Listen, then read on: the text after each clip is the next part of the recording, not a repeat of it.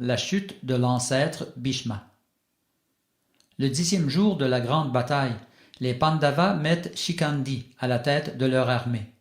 Il est protégé par Bhima, Arjuna, Abhimanyu, le fils d'Arjuna et de Subhadra, ainsi que les 5 fils de Draupadi. Du côté des Kurus, Bhishma dirige les troupes, appuyé par Drona, les fils de Dhritarashtra, ainsi que plusieurs autres. Quant aux simples soldats, on les compte par millions dans les 2 camps. La bataille commence. Shikhandi attaque Bhishma avec quelques flèches, mais l'ancêtre refuse de se battre avec Shikhandi, qui fut une femme dans sa jeunesse. Les Pandavas, quant à eux, n'aspirent qu'à tuer Bhishma. Arjuna dit alors à Shikhandi, « Continue à te battre avec Bhishma, ne crains rien. Le destin veut que Bhishma rende aujourd'hui son dernier soupir. » Shikhandi se met alors à cribler de flèches le grand Bhishma.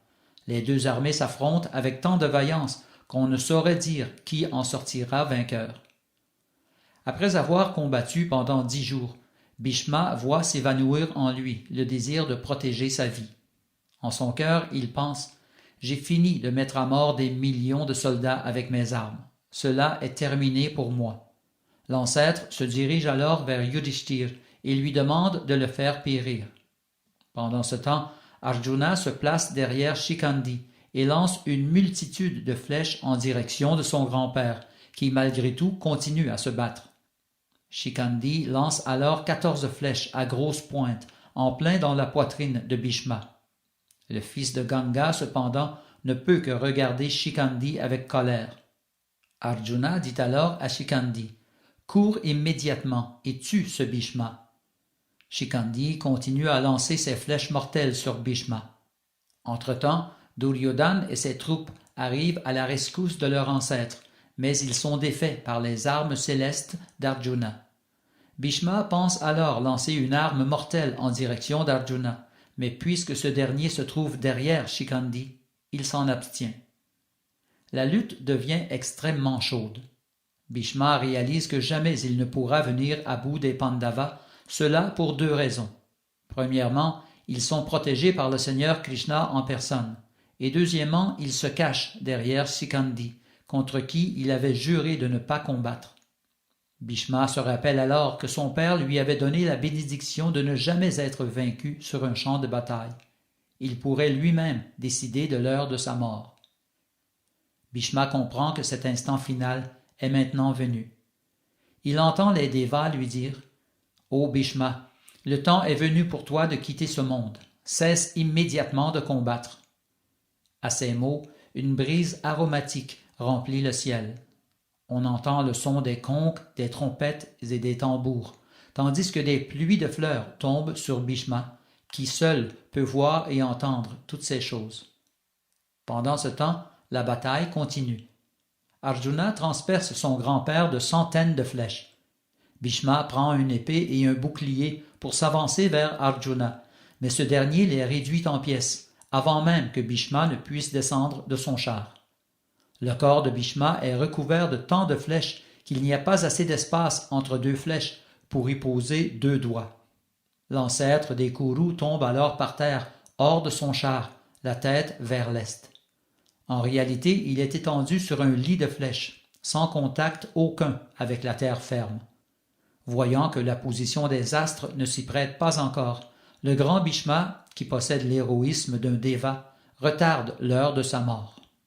La pluie se met à tomber et la terre de trembler.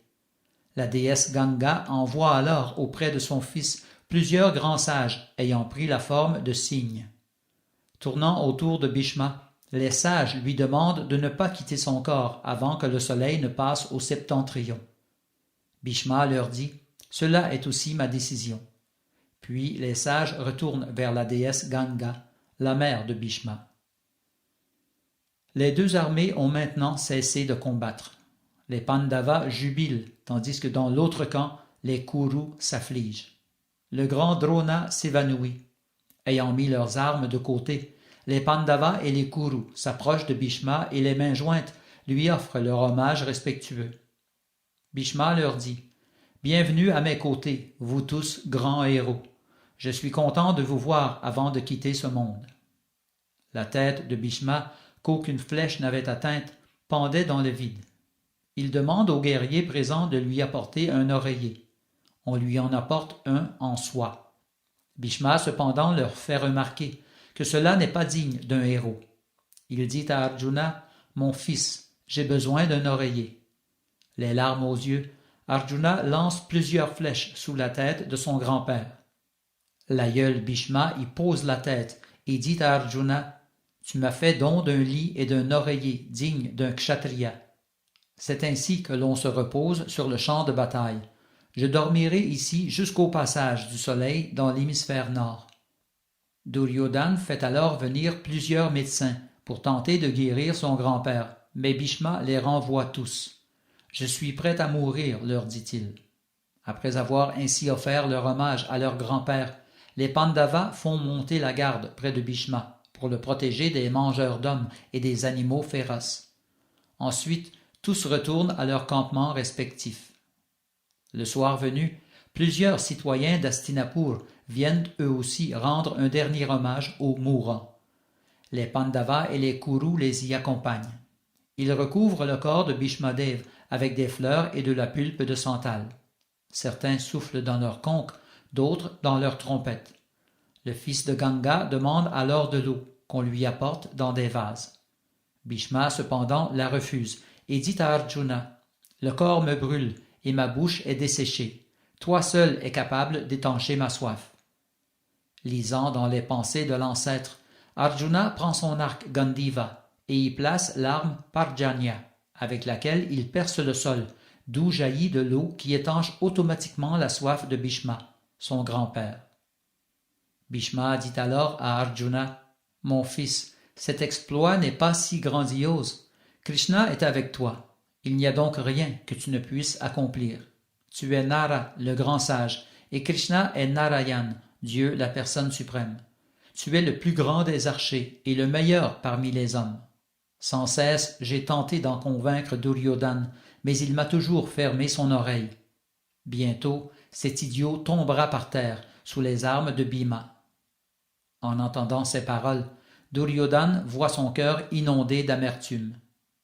Bhishma le regarde et lui dit, « Écoute, ô roi, mets ta colère de côté. Tu as vu comment Arjuna a percé le sol de ses flèches célestes. Il est le seul à pouvoir le faire, car lui seul possède de telles armes.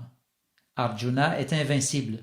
Pendant que survive encore la majorité de tes frères, pourquoi ne pas en profiter pour faire la paix avec tes cousins, les Pandavas? Si tu n'écoutes pas mon précieux conseil, tu en subiras les conséquences. » Après avoir prononcé ces paroles par affection pour Duryodhana, Bhishma se tut. Duryodhana ne prêta aucune attention aux dires de son grand-père. Il ressemblait à un mourant qui refuse de prendre ses médicaments.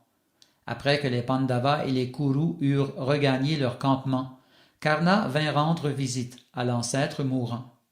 Il lui offre son hommage, puis, les larmes aux yeux et la voix tremblante, il lui dit « Je suis le fils de Radha, que toujours tu as méprisé. » Bhishma ouvre les yeux et d'un seul bras éteint Karna, pour ensuite lui dire affectueusement « Tu as bien fait de venir me voir, sinon les choses auraient mal tourné pour toi. Tu es le fils de Kunti, non celui de Radha. Les sages Narada et Vyasadev me l'ont révélé. Quant à moi, je n'éprouve aucune haine à ton égard.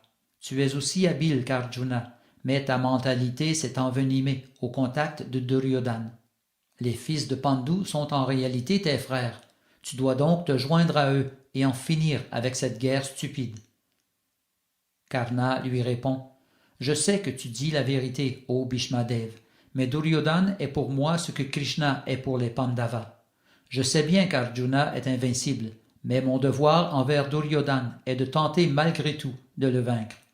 Permets-moi maintenant de participer à cette bataille et pardonne-moi aussi toute offense que j'ai pu commettre envers toi par inadvertance. » Bhishma lui dit, « J'ai tenté de faire la paix, mais en vain. Va maintenant et engage le combat. Grâce aux flèches d'Arjuna, tu atteindras les régions célestes. » Après avoir ainsi brièvement parlé, Bhishma demeura silencieux. Karna lui offrit son hommage et s'en retourna au campement de Duryodhana. Duryodhana et Karna décidèrent alors d'un commun accord de demander au grand Drona de conduire leur armée. Duryodhana se rendit dans la tente de Drona pour lui faire part de sa requête. « Ô Drona, c'est toi qui es maintenant l'ancêtre parmi les Kourous, lui dit-il. Toute vertu est en toi. Si tu conduis notre armée, certes nous vaincrons. » Drona répondit « Ô Duryodhana, je conduirai ton armée. Toutefois, je ne peux rien faire contre les Pandavas, ni surtout contre Drishtadyumna, le fils de Drupad, car c'est pour me faire périr qu'il a vu le jour. »